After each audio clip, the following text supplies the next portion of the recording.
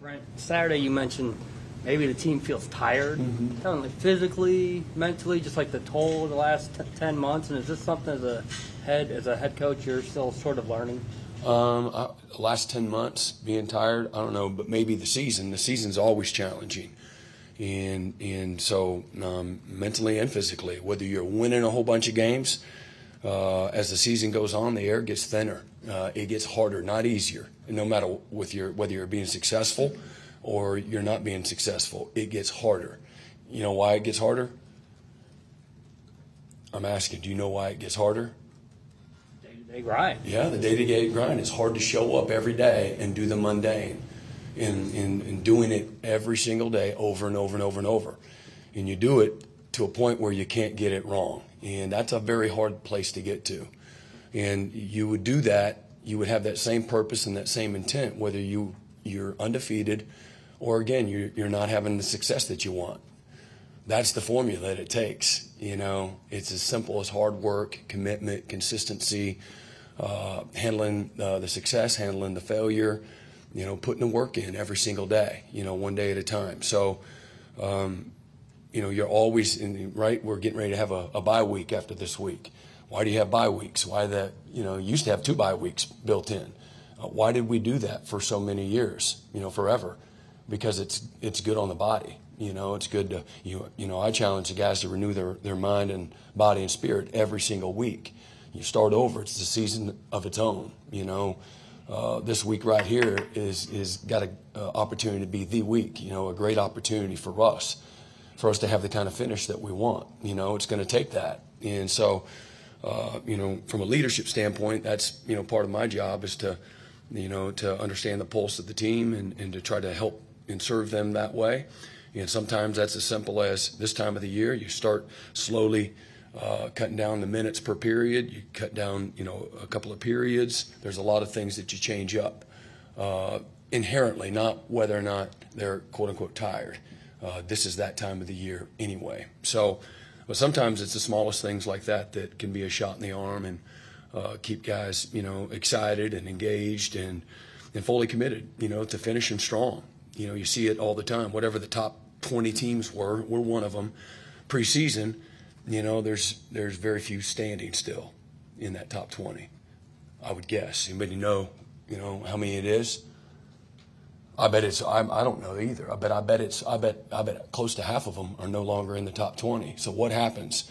A lot of things happen. There's a lot of factors that go into that. But as the season goes on here, we're halfway through it.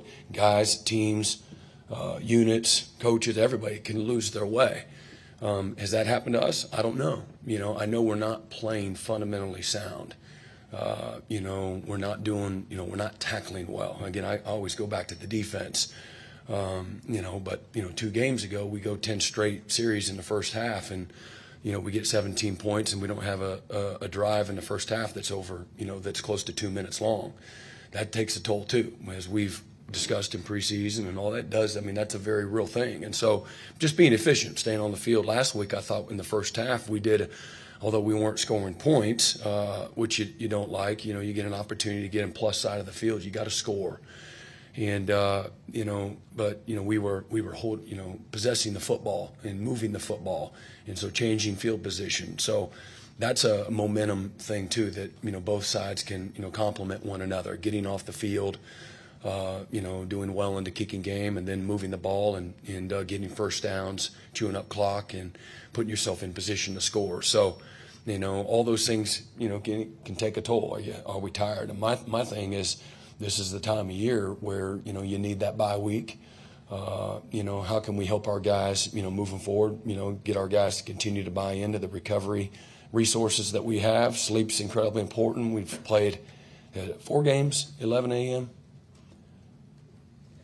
Those 11 a.m. games, you know, you're looking at everything. You know, what do most college students try to do, right? They try to stay up all night, right? And they just, you know, and so, you know, and I'm not saying that our guys are. I don't know. You know, we always encourage them to get rest, stay into a routine. You know, you want to be able to get optimally 8 hours of sleep a night. You know, I'm good with 6. You know, 5.5, I'm not so good. 6, I'm good. 6:30, I'm excellent. 7, I'm feeling a little tired of too much sleep. everybody's different, but, you know, young people are burning it at both ends, and it matters when you're a high-level performing athlete. You know, everything matters. So from recovery, you know, sleeping, hydration, nutrition, you know, there's a mental side, a spiritual side that's important, that you're staying fresh. We try to do a good job of keeping things fresh and keeping our guys engaged, and, you know, to continue to develop leadership. You know, you have an opportunity. The greatest calling of coaching is development of people. And we got a chance to do that, you know, through our leadership councils, and certainly we're never trying to check a box, you know, and trying to, you know, reach the heart and souls of these guys, and making sure that they understand that, you know, there's a lot of people paying attention to all of us right now and how we're going to respond moving forward.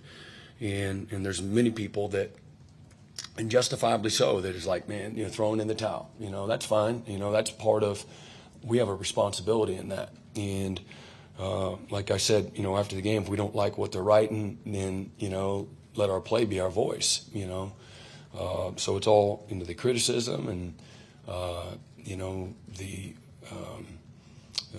criticism that's taken place, and is well-deserved, is how I look at it. And so it doesn't mean our guys aren't working and you know, putting, you know, great effort into trying to be successful.